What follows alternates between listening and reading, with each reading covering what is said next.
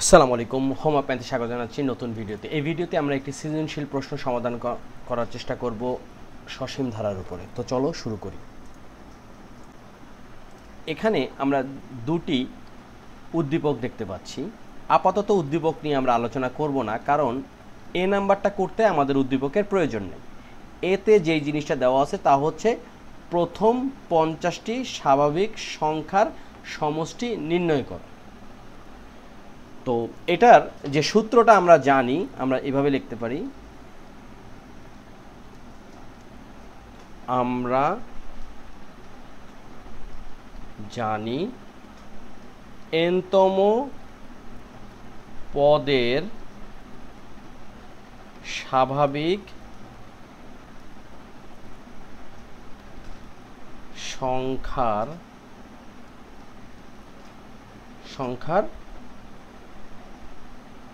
যোগফল। সেটা কত? সেটা হচ্ছে n into n plus 1 divided 2। সুতরাং প্রথম 50টি পদের যোগফল সেটা কত হবে? এই হচ্ছে 50, এনের জায়গায় আমরা 50 বসাবো। 50 প্লাস 1 ডিভাইডেড 2। 50কে 2 দ্বারা কাটাকাটি করলে হচ্ছে 25, তাহলে 25 গুণ 50 আর 1 হচ্ছে 51, তাহলে কত আসতেছে? 1275। এই হচ্ছে আমাদের উত্তর। এখন অনেকের প্রশ্ন হতে পারে যে আমরা তো দেখছি যে স্বাভাবিক সংখ্যার সমষ্টির সূত্র হচ্ছে Sn equals to n divided 2 into 2a plus n minus 1 into D. তাহলে এই সূত্রটার কি হবে? এই সূত্রটা করলেও কিন্তু আমাদের এই মানই আসবে। আমরা এখানে যদি একটু লক্ষ্য করি এরকমভাবে, যে স্বাভাবিক সংখ্যা বা পদটি হলো, আমরা যদি দ্বিতীয় পদ্ধতি চিন্তা করি, দ্বিতীয় পদ্ধতি, যে ধারাটি হলো কি, লক্ষ্য করো যে 1 plus 2 plus 3 plus dot dot dot dot এরকম 50টি সংখ্যা আমাদের সমষ্টি বের করতে হবে। তো এখানে দেখো, এখানে প্রথম পদ এ সমান হচ্ছে 1, সাধারণ অন্তর ডি সমান হচ্ছে 2 বিয়োগ 1 অথবা 3 বিয়োগ 2 সমান কত? 1। এইটুকু আমরা বুঝলাম। সুতরাং আমরা জানি, আমরা যদি এইভাবে লিখি যে আমরা জানি nতম পদ সমষ্টি সেটা কত? n divided 2 into 2a plus n minus 1 into D. এইটুকু আমরা জানি। সুতরাং 50তম পদ সমষ্টি কত হবে? এই যে 50 ডিভাইডেড 2, এখানে 2 ইন্টু এ মানে হচ্ছে 1 প্লাস 50 মানে হচ্ছে 50, এখানে মাইনাস 1 আর ডি হচ্ছে 1। এখন দেখো, এখানে 50কে 2 দ্বারা কাটাকাটি করলে আমরা পাচ্ছি 25, তার মানে 25, আর এখানে যেটা আসতেছে 2 1 2, আর 50-এর থেকে একবার দিলে হচ্ছে 49, 49-এর সাথে 1 গুণ করলে 49ই আসবে, অর্থাৎ 49 আর 2 যোগ করলে আসতেছে কত? 51। তো 51 আর 25 যোগ করলে, গুণ করলে কত আসবে? সেই 1275ই আসবে। এই হচ্ছে আমাদের উত্তর। তো আমরা যেটাই ফলো করি না কেন, ওই 1275 উত্তরই আসবে। তো আমাদের এই নাম্বারটা শেষ। এই নাম্বারটা যদি আমরা পারি তাহলে আমরা 2 নাম্বার পেয়ে যাব। তো চলো এখন বি নাম্বারটা করার চেষ্টা করি। বি নাম্বারে আমাদের পিকিউএস এর মান বের করতে হবে।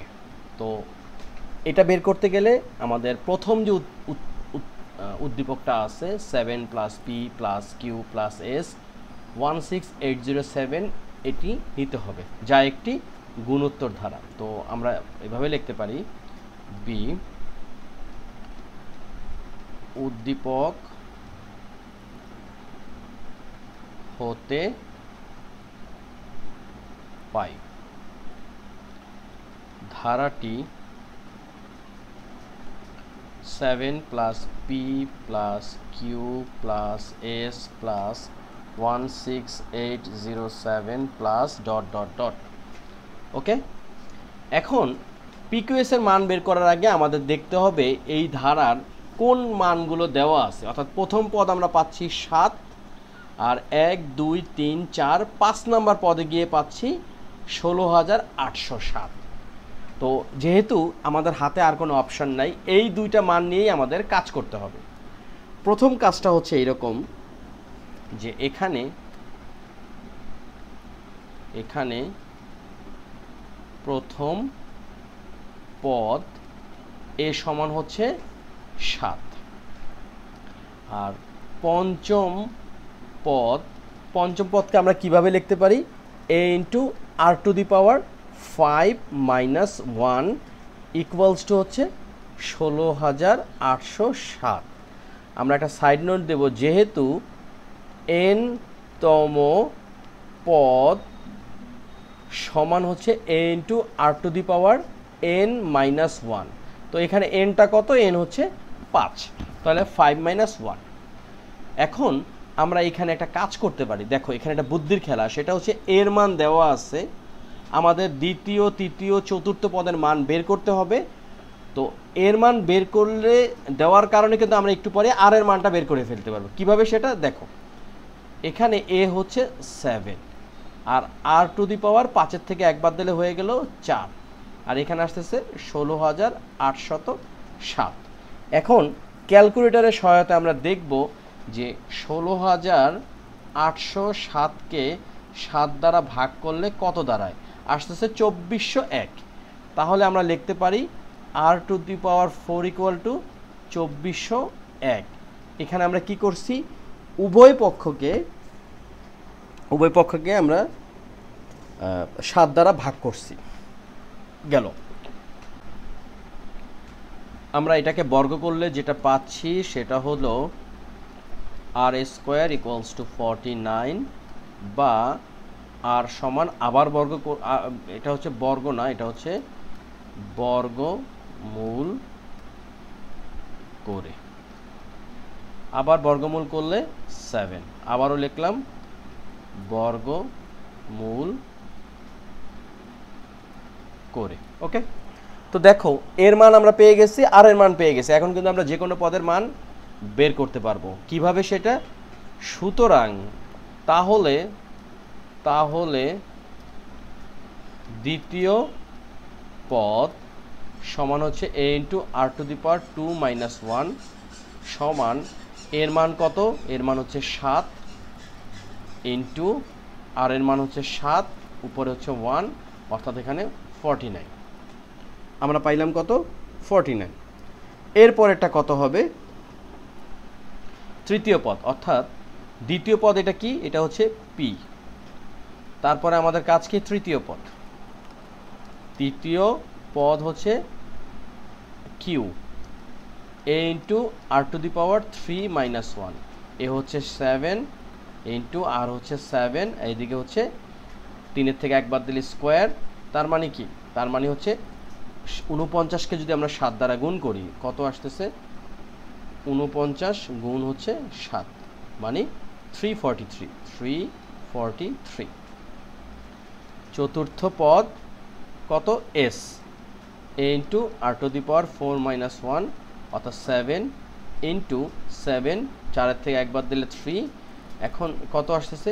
এই 343কে যদি আমরা আবার 7 দ্বারা গুণ করি, তাহলে আসতেছে 2401। এই হচ্ছে আমাদের PQRS এর মান। সুতরাং অ্যান্সারটা কি হলো? অ্যান্সার PQS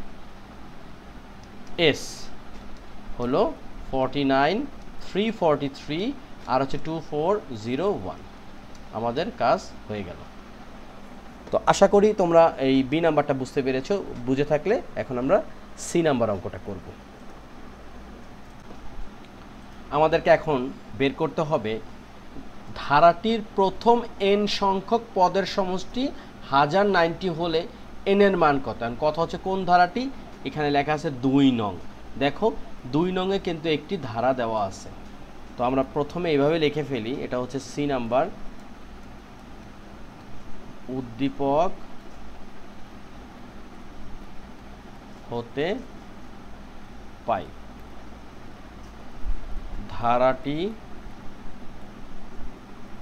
সেটা কত 7 প্লাস 12 প্লাস 17 প্লাস 22 প্লাস এত।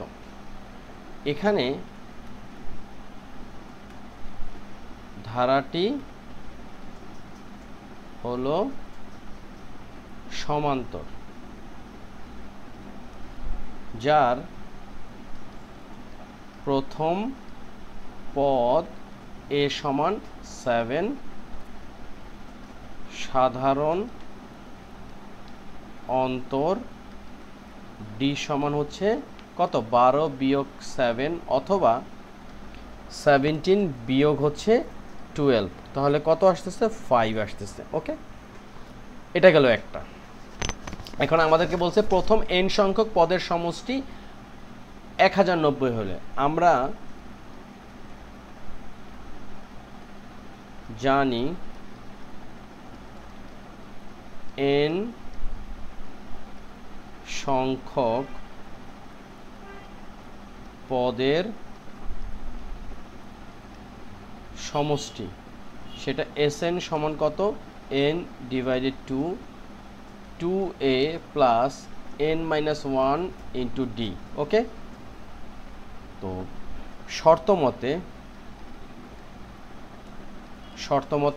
শর্তটা কি? শর্তটা হচ্ছে n divided to into 2a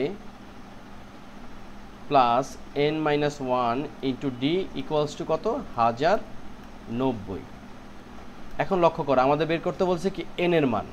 তো আপাতত n যেভাবে আছে থাকুক। 2 ইন্টু a কত? a হচ্ছে আমরা জানি যে 7, a হচ্ছে প্রথম পদ। n মাইনাস 1 d কত? d হচ্ছে 5, মানে সাধারণ অন্তর, ইকুয়ালস টু 1090। এখন এখানে কত আসতেছে n ডিভাইডেড 2, আর এদিকে আসতেছে 7 দোকানে 14, আর এখানে আসতেছে 5n মাইনাস 5 ইকুয়ালস টু কত 1090, বা n ডিভাইডেড 2, 14 থেকে 5 বাদ দিলে কত হবে 9, 9 5n, আর এদিকে হচ্ছে 1090। এখন যদি আমরা আর গুণ করি, দেখো আর গুণ যদি করি তাহলে কত আসতেছে? আর গুণ যদি করি আমরা পাচ্ছি এখানে যে, বা এখানে আর গুণ করব 2 দ্বারা 1090কে গুণ করব, আর এখানে n দ্বারা n 9 প্লাস 5nকে গুণ করব, অর্থাৎ 9n plus 5n square equals to 0। 9 দোকানে 18, 8, 18 হচ্ছে 8, হাতে 1, এখানে হচ্ছে 1, আর 2 একে 2। ওকে, এইটুকু আমাদের ঠিক আছে, মানে 2180। এরপরে আমরা যেটা করতে পারি যে পক্ষান্তর করব। পক্ষান্তর করি আমরা 5n square plus 9n minus হচ্ছে 2180 ইকুয়ালস টু কত 0। এখন লক্ষ্য করো, এখানে আমরা কি করতে পারি? এখানে হচ্ছে আমরা যদি যেটাকে বলে যে মিডল টার্ম ফ্যাক্টরে যাই, দেখি মিডল টার্ম ফ্যাক্টরটা যায় কিনা।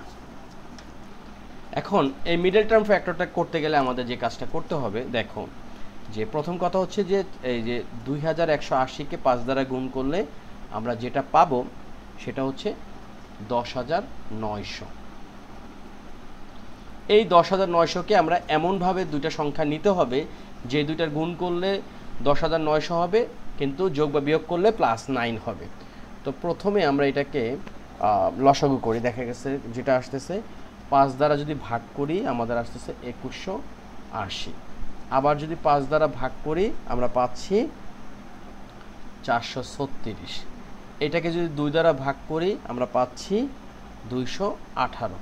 আবার যদি 2 দ্বারা ভাগ করি আমরা পাচ্ছি 109। আচ্ছা লক্ষ্য করো এখানে একটা জিনিস, এই জায়গাটাতে আছে 109, আর এদিকে 5 5 25, 25 দুগুণে 50, 50 দুগুণে 100, 100 আসতেছে। অর্থাৎ 109 থেকে 100 বাদ দিলে কিন্তু আমাদের +9 হচ্ছে।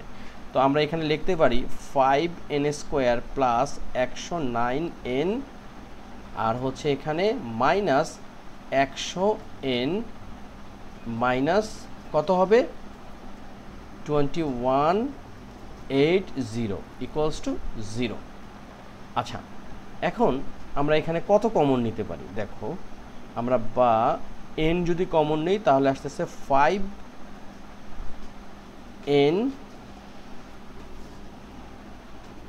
5n প্লাস 109, ওকে। আর এখানে আমরা যদি কমন নেই, এখানে আমরা কত কমন নিতে পারি? আমাদের কিন্তু এই 5n প্লাস 109 লাগবে। এটা বুদ্ধির পরিচয় দিই। দেখো এখানে যেহেতু মাইনাস সাইন আছে, এখানে মাইনাস সাইন আছে, অর্থাৎ এখানে আসতেছে মাইনাস। আমাদের 5n প্লাস 109, 5n প্লাস 109 এটা তো হতেই হবে তাহলে, এবং এটা কি আসতেছে 0 আসতেছে। তা আমাদের এখানে কাজটা হচ্ছে গিয়ে দেখো যে কত গুণ করলে 5-এর সাথে 100 হবে। এখানে আমরা 20 গুণ করলে, এবং ইন্টারেস্টিং ব্যাপার 20 দিয়ে যখন 109কে গুণ করব এই 2180 কিন্তু আসবে। তো সুতরাং আমরা এখানে কত পাচ্ছি? আমরা পাচ্ছি হচ্ছে গিয়ে যে 5n প্লাস 109 যদি কমন নেই, অর 5n প্লাস 109 যদি কমন নেই তাহলে 5n প্লাস 109 আর এদিকে আসতেছে n মাইনাস 20 ইকুয়ালস টু কত? 0। তো হয় কত আসবে? 5n